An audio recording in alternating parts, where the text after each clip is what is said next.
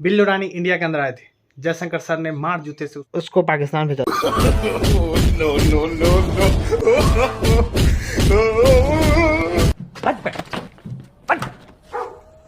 चलो, लेकिन बिल्लू रानी ठहरी पाकिस्तानी, और पाकिस्तानी होने के नाते वो अपनी औकात न दिखाई। ये कैसे हो सकता है?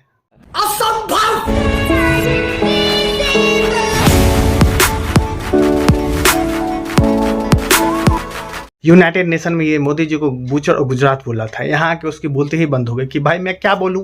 The butcher of Gujarat lives, and he is the Prime Minister of India. क्या कह रहा चूतिया? और यहाँ हिंदुस्तान में इसकी आवाज ही नहीं निकल रही थी। अबे साले, जैसे इसका प्लेन पाकिस्तान में लैंड हुआ, देखिए भाई साहब कुत्तों की तरह ये घुड़ रहा है, कुत्तों की तरह।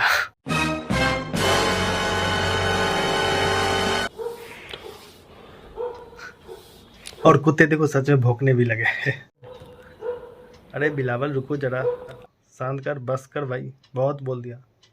अरे बिलावल कुत्ते रुक जा। बिलावल भुट्टो जरदारी ने पाकिस्तान में जाकर के ये बोला, वहाँ के बीजेपी और आरएसएस वाले हिंदुस्तान के मुस्लिम और पाकिस्तान के मुस्लिम को तो छोड़ो यार, पूरी वर्ल्ड के मुस्लिम को आतंकवादी कहते हैं। जो भी आपका ख्याल होगा आरएसएस के बारे में, हिंदुत्व के बारे में, बीजेपी के बारे में, वो झूठ जो प्रोपेगेंडा भारत के अवाम को खिलाया जाता है, उसको भी एड्रेस करने का मौका मिला, जब वो ये इम्प्रेशन देने की कोशिश करते हैं कि हर मुसलमान देशित करते हैं। अबे जाहिलो, आतंकवादी हम पाकिस्तानियों को कहते हैं, और हाँ हिंदुस्तान के मुसलमान भी पाकिस्तान के मुसलमानों को आतंकवादी कहते हैं, क्योंकि तुम लोग है भाई। पाकिस्तान मुर्दाबाद, हाफिज सईद मुर्दाबाद, हाफिज सईद मुर्दाबाद, अजहर मसूद मुर्दाबाद, जैश मोहम्मद मुर्दाबाद, जैश मोहम्मद मुर्दाबाद, लश्कर-ए-तैयबा मुर्दाबाद। जयशंकर जी के साथ इतनी धुलाई होने के बाद भी इस बंदे को अकल नहीं आई भाई। गजब बेइज्जती है कि ये लोग तो हैं बेशरम लोग, क्योंकि इसके पास तो शर्म नाम की कोई चीज है नहीं, क्योंकि ये इस्लामी जमहूरिया पाकिस्तान है। शर्म होती भाई तो ये पाकिस्तानी थोड़े होता। वैसे भाई पाकिस्तान में थोड़ी शर्म होती है। ये पक्के पक्के पक्के बेशरम है भाई, निहायत ही बेशरम है भाई। ये लोग बेशरम पाकिस्तान को देखते मत शर्मा जाते हैं भाई, लेकिन पाकिस्तानी नहीं शर्माएंगे, क्योंकि ये मोटे केंटे खाल के बने होते हैं भाई। बिल्लो रानी एक और बात कही है भाई साहब, जब तक हिंदुस्तान 370 और 35 आर्टिकल नहीं हटाएगा तब तक पाकिस्तान हिंदुस्तान से बात नहीं करेगा। आर यू कॉमेडी में? पाकिस्तान का असूली मौक़िफ़ आज भी वही है कि जब तक भारत 5 अगस्त 2019 का यूनिलैटरल इलीगल एक्शंस कश्मीर में वो रिवर्स नहीं करते हैं, हम मीनिंगफुल डायलॉग, जब तक हमारा उसूली मौक़िफ़ है, ख़ास तौर पे कश्मीर के हवाले से, मेरा ख्याल में मैंने फोर्सफुली भारत के सरजमीन पे उनके मीडिया के थ्रू कश्मीर कोज़ का एडवोकेसी किया। वे जाओ वे भूखे नंगे, तुमसे कौन बात करना चाहता है? कौन बात करना चाहता है भाई? किसने कह दिया कि हम पाकिस्तान से बात करना चाहते हैं? पता नहीं। अरे हिंदुस्तान के हुक्मरानों को तो छोड़ो भाई, हिंदुस्तान के तो आवाम तुम पे थूकना पसंद नहीं करते।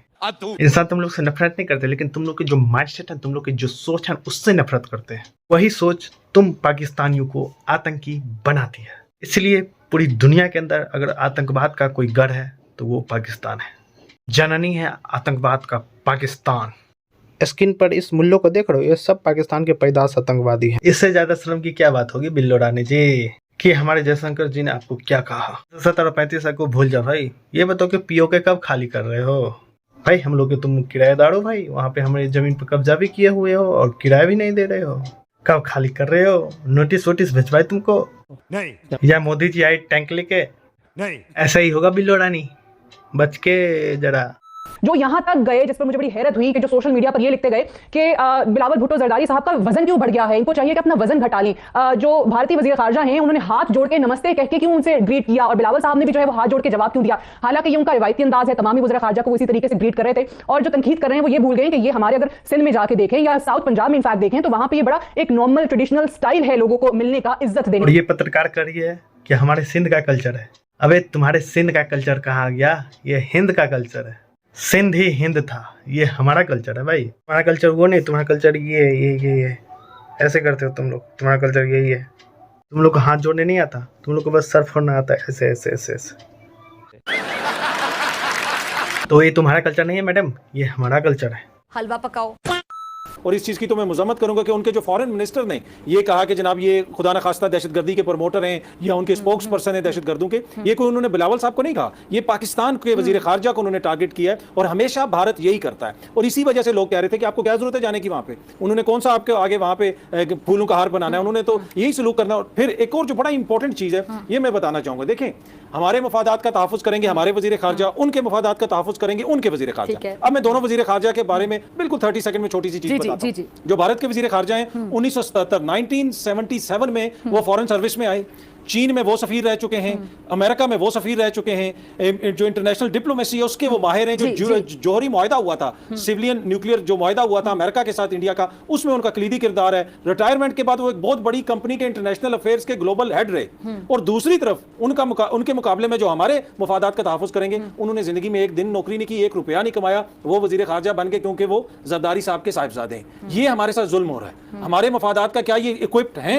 क्या इनके पास इतना तजर्बा है कि ये हमारे मफादात का तहफ़्फ़ुज़ कर सकें? तो ये इशू है कि दोनों अगर आप वज़ीर ख़ारजा को देखें तो जमीन आसमान का फर्क है। लेकिन आपको पता है कि यहाँ पे मेरिट पे तो कुछ चीज़ होती नहीं है, इसलिए कि ये फलाने खानदान से इसका ताल्लुक है, फलानी जमात से इसका ताल्लुक है। तो वही हम देख रहे हैं कि जब वो गए हैं, जब आपने इतने एक सीनियर बंदे के मुकाबले में एक 35-36 साल का नौजवान भेज दिया, तो फिर आगे से यही होना था जो हो रहा है। ठीक है जी जी, आपका भी कमेंट में इस पे चाहूंगी, खास में मरूसी सियासत के हवाले से कैसा लगता है वैसे राजा साहब, जब इतने सीनियर लोग, मतलब किस किस का नाम लो, मौला बख्श आंडियो, रजा रबानी साहब, कमर जमान कायरा साहब, एक बड़ी सीजन ये पार्टी है, बड़े मेच्योर लोग हैं, जब वो बिलावल साहब के पीछे खड़े होते हैं ऐसे हाथ बांध के, और नून लीग की भी चीज़ देखने को आती है। एतजाज ऐसे में भूल गई नाम, बिल्कुल एग्जैक्टली साहब भी देखा है।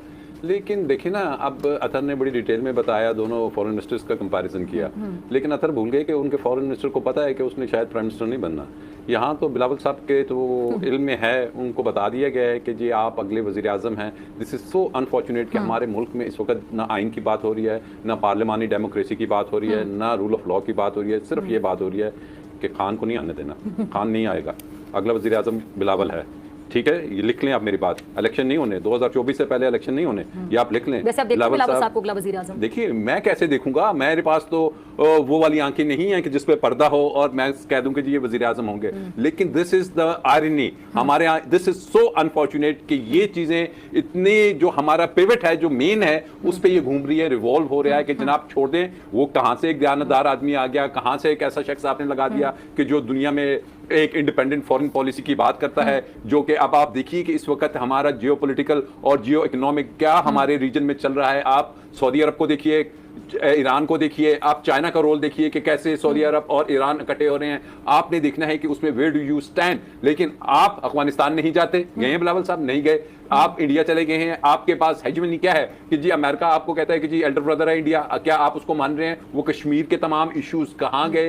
ये वो तमाम इश्यूज हैं कि जिसको ऑल्दो कि हमारा फॉरेन ऑफिस ही डील करता है, but again I would say कि जनाब ये इसका हल ये नहीं है कि जनाब हम समझे कि जी अगला वज़ीर आज़म वो होगा। Let the people decide. और जनरल इलेक्शंस नहीं हुए तो फिर आपको यही बिलावल साहब भी नजर आएंगे, यही कोई और मौरूसी भी नजर आएगा, and then again we are doomed. और इसको हम कंटिन्यू करते हैं। तो वीडियो आपने देख लिया, तो आप लोगों के माइंड में जो क्लिक कुनकुना रहे हैं तो उसे आप कमेंट सेक्शन में जरूर कर दें, मैं उसका रिप्लाई जरूर से जरूर करूँगा। मिलते हैं दूसरे वीडियो में, तब तक के लिए जय Hind, thank you so much, आपका दिन शुभ हो।